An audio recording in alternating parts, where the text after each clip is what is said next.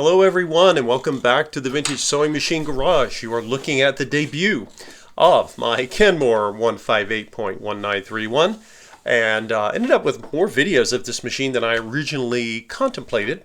One thing to remember is that when you have a Kenmore model of this series that can use cams, it has steel cams built in for all of the utility stitches, just like the 1941 model does.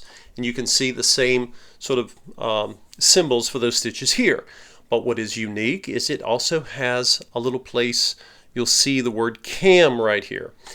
Now, in order to do the normal stitching that you see, and you see this on the 1941 model, you simply move from the orange dot to the white dot when you go from regular stitches to stretch stitches, or modified stitches as they were called. Now when you do this with a 1941, you simply move this lever and you select your stitch and you're good to go. But in order to make a machine that could use decorative stitch cams, which are additional, I have a set, or mostly a set in this. It says pattern cams. And they come with, some of these pattern cams have dual, they look like they're made with two, but they're dual stack. And that's because to make the pattern, the machine has to run with the modifier engaged. If you see what I have in the box here, most of these decorative cams require the modified stitch. However, some of them, such as these single layer cams, they come in orange in this case, they will do decorative stitches, and you can see them here, and they do not require the modifier to work, and that's essentially what they do. Now, one thing to remember, because of what this machine can do with these stitches, the engineers created it a little differently. When you are using your utility stitches and you're wanting to use them, basically any of the white stitches, because that's the modified side, you have to have this cam in place. Now this cam is made of steel and it came included with the machine. These little accessory cams did not, those were add-ons. But you have to have this cam.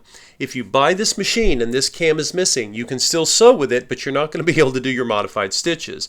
Now you might think, well, if this machine was fancier and cost more than the 1941, which was already an ungodly expensive machine, why do you have to have this cam to do modified stitches? They did this because they had to re-engineer the way the cam system worked with the installed cams, and this is kind of a hybrid. It can do installed cam stitches and add-on cams, and in order for that to happen, you have to have this metal cam. The metal cam stays in place. You just leave it there when you're using modified stitches in the built-in cam patterns. But you take it out, and I've taken it out and cleaned it. It had old oil on it. You remove it temporarily to put in one of these if you're going to do a decorative stitch, and I'm going to show you how that works. I've started doing that here. So you take that out. Let's get the camera back up so you can see more of an aerial view here. Okay, so you always want to remove, there's a cam finger, okay?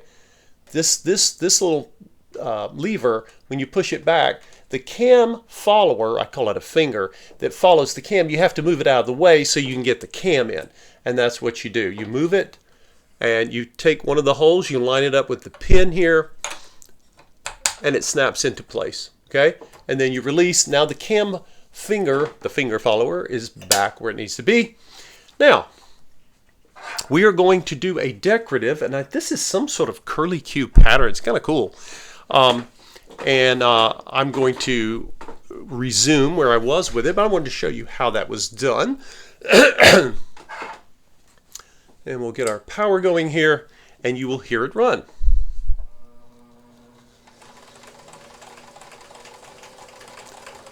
And just as with the utility stitch patterns, you notice that the fabric is, come down further, you'll notice how the fabric feeds. It feeds back as it normally would, but then it comes forward a bit.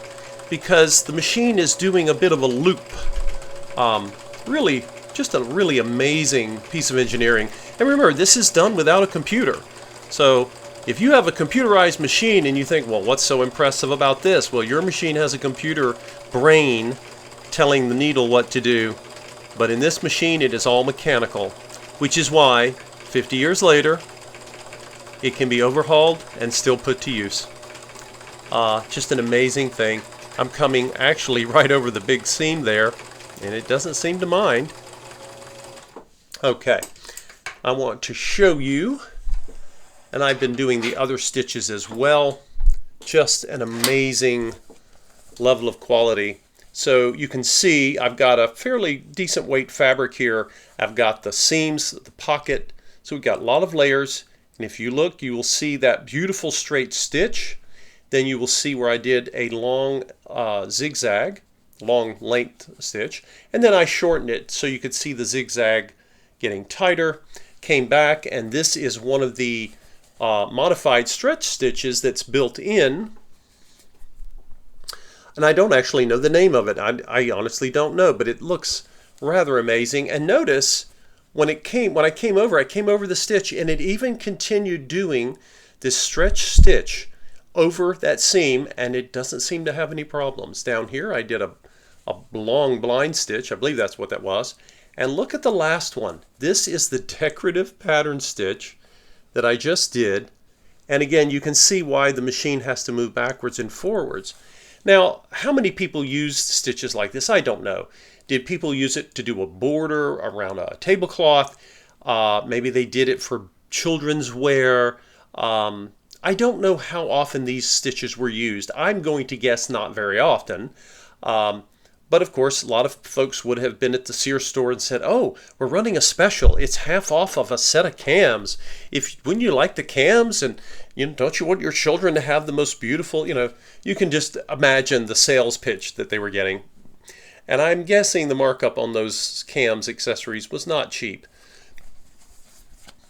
Now, we'll turn it over on the back. You can see the bobbin thread. This area here is where I did my reverse back tacking. Again, very balanced, very solid in all of the stitch patterns. And now you can see the decorative stitch, the white on the brown. Again, for those of you who find you want to do something like a decorative stitch, or maybe you're just going to sew knitwear, wow. Being able to do that with a mechanical machine is pretty amazing. So I'm going to take this decorative cam back out, put it back in its box, and I'm going to put this cam where it belongs in the machine. Don't leave this out because they go missing sometimes. People forget. And later they would find it and think, I don't know what this is. They would forget. And some of these, and who knows, you may have something like this laying around your house and you have no idea what it is. You can buy them on eBay and Etsy, and they're not cheap because people need them in order to do the, if you want to do the stretch stitches in the utility stitches, you've got to have that cam. So we don't need this to be set on cam anymore. So what will I do? I'm going to set it back to its default over to the red dot. And what do we got here? We've got the longest stitch length, and I've got stitch width. I'm going to send it back over to the red dot, and then I'm going to turn. This goes clockwise, right? So keep turning. We'll come around and go slow. You don't need to whip it around. There we go. So we got the red dot lined up with the red dot. I always like to set a machine its default as at its longest straight stitch, because to me that's where you begin looking at the performance of a machine, right? So there we have it. 1974-75, about the fanciest machine you could get from Sears. And back in those days, Sears was really something. Any of you remember Sears, or maybe you remember Eaton's, or maybe even Hudson Bay when they were a different kind of business, different kinds of guarantees. So anyway, this machine comes with some extra bobbins. It comes with its original Kenmore needle threader. And